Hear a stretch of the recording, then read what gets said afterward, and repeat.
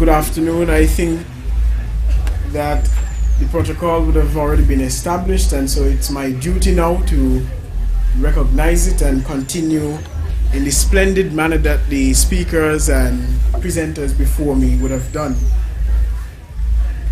I think it is very important for me to be here as the guest speaker, particularly because I am only 16 years old, and because I think it will be important for me to speak directly to the scholarship recipients, because it is always better to speak to a Frenchman in French than in Spanish.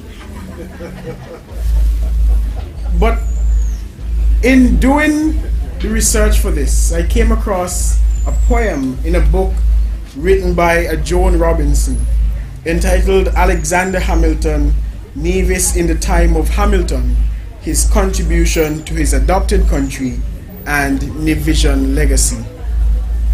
And there's a poem written there in the cover entitled A Young Alexander, which was written by Millicent Byron and privately published back in 1970. Miss Byron, of course, would have perished on the Christina disaster in that same year. But the poem reads, young Alexander splashed in the surf on the laughing shore of the quaint old Nevis town named after unlucky Charles Stuart. Young Alexander traced on the wooden pier and climbed the coconut trees that fringed the laughing shore. Young Alexander was seen no more tracing along the laughing shore, years after he was found helping to write the American Constitution. I wonder if he ever remembered the laughing shore. But the message I want the scholarship recipients to take from that poem is, think of young Alexander Hamilton and think of yourself now. What opportunities would Alexander Hamilton have at that particular point in time, during slavery and during a time when children born out of wedlock would have been the dregs of society? Think of it as that way. And compare yourself now to the technological age that we are facing in the 21st century, and think of the legacy that you can leave as a young person in Nevis, St. Kitts Nevis, the Caribbean, and to a greater extent the world. But what I want to draw to our attention is there's an incongruous increase in the cost of education. But as long as there are initiatives to help the funding of students who require assistance to complete their education goals, we are on the right path in terms of our human resource development here in Nevis. And as long as you have good human resources, you have a good economy. Forget the sugar, forget the oil. As long as your people are satisfied and as long as your people have the skills necessary to ensure that your workforce is trained and properly trained, you're on a good path. But for young people, it is a totally different case. Our young people are not working yet.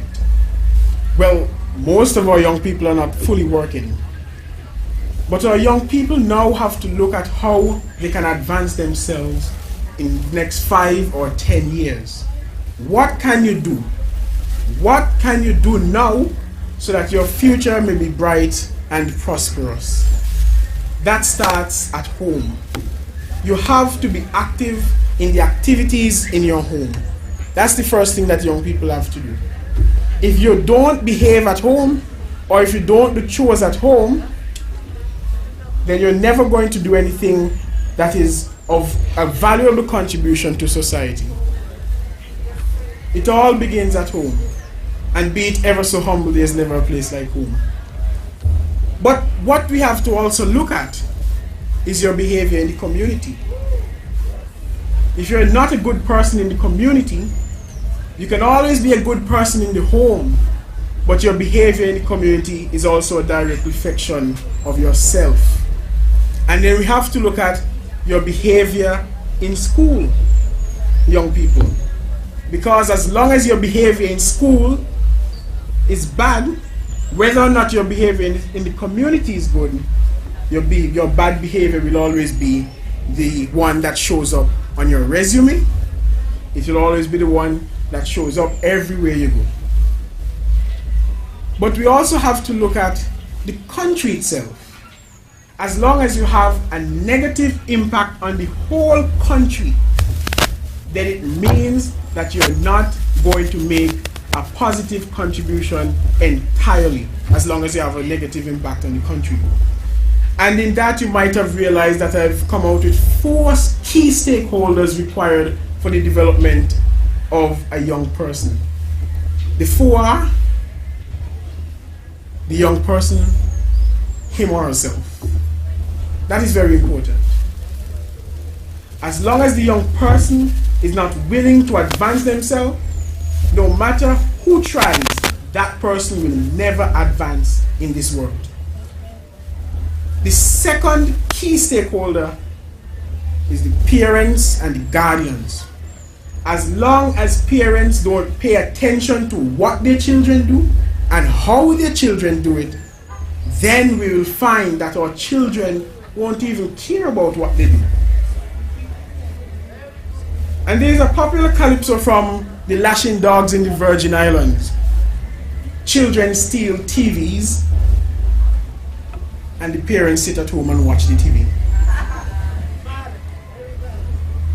And as long as you do that, you're only making true the adage, the harborer is worse than the thief. And I'm not calling anyone a thief, but I'm using it in the context so that I can draw to your attention what it means to be a good person. The third stakeholder is the community. It takes a community to raise a child.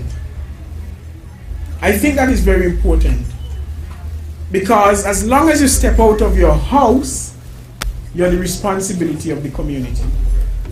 And as long as the community is not looking out for you, then it means then that you, in terms of your outlook on the entire country, and in terms of what you're going to do to impact the country, will either be bad based on what the community does, or it will be good based on what the community does also. And I think it is important for the communities also to play an important role. And let us also look at the adage, good fences, good neighbors make.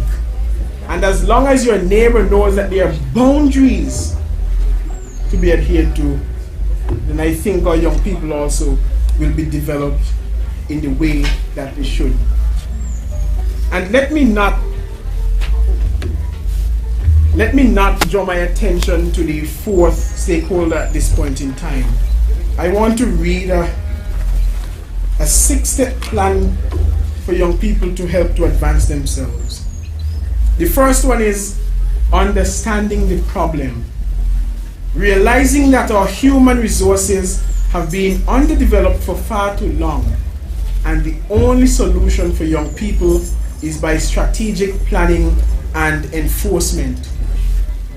The second one is devising a plan, collaborating with everyone to ensure that the plan operates with no interruptions. The third one is carrying out the plan.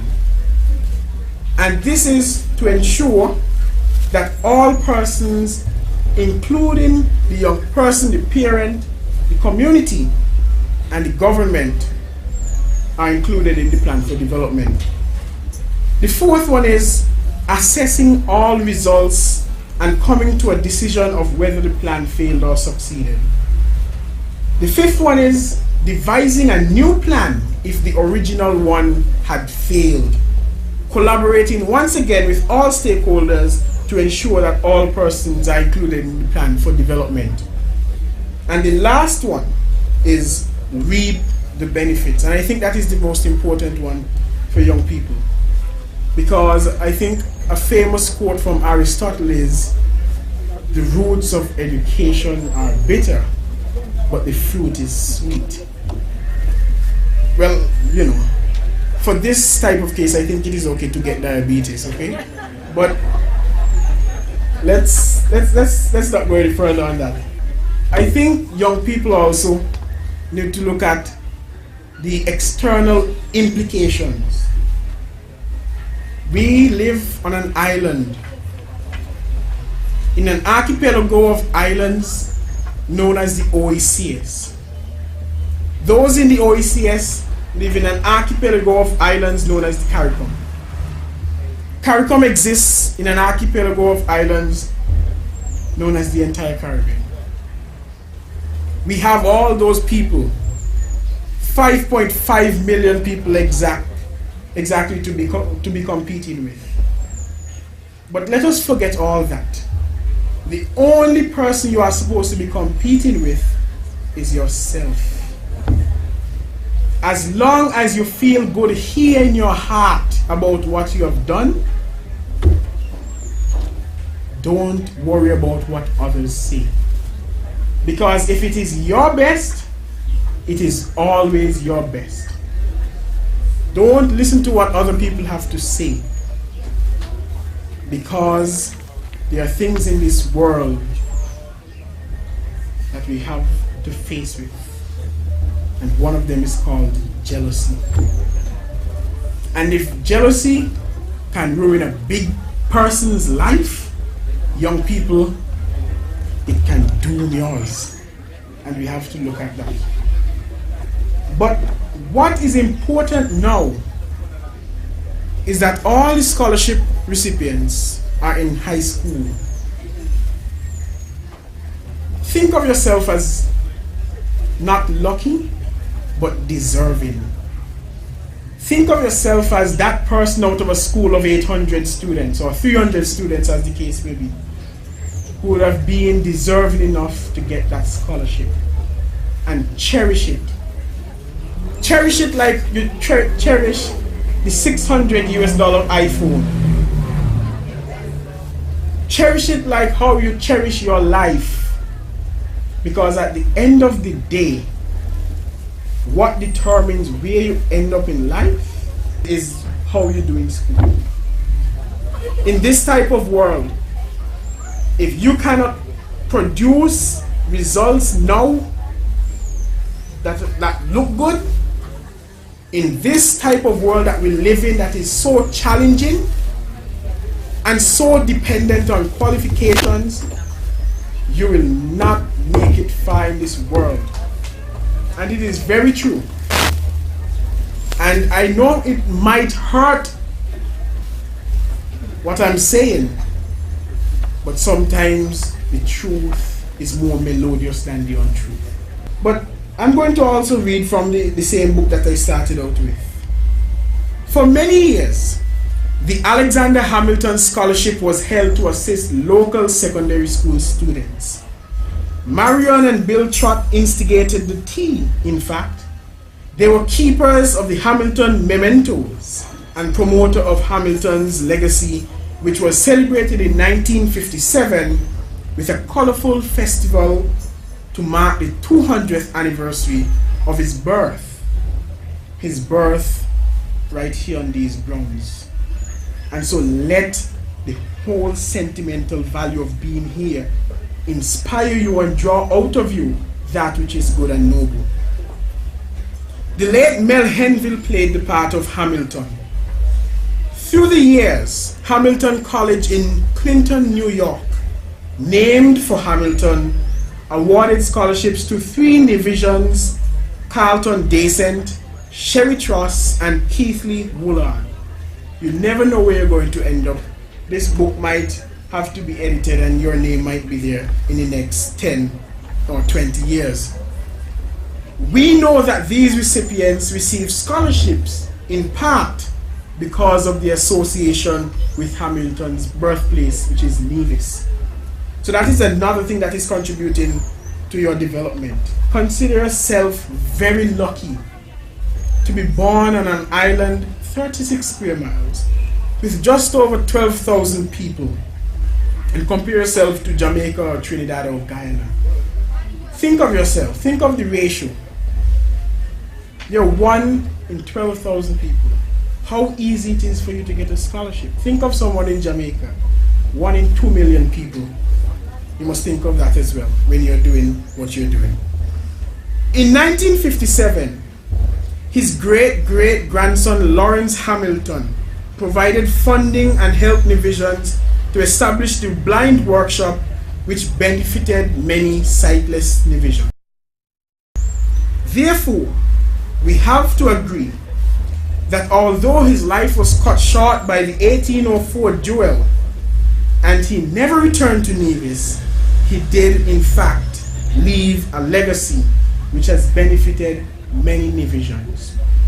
And so young people, and the older ones in the audience as well, and those who will view this, the only question I want to ask you, and I want to let rest on your mind for the entire weekend, is what legacy do you plan on leaving? That is a very important question. What legacy do you plan on leaving?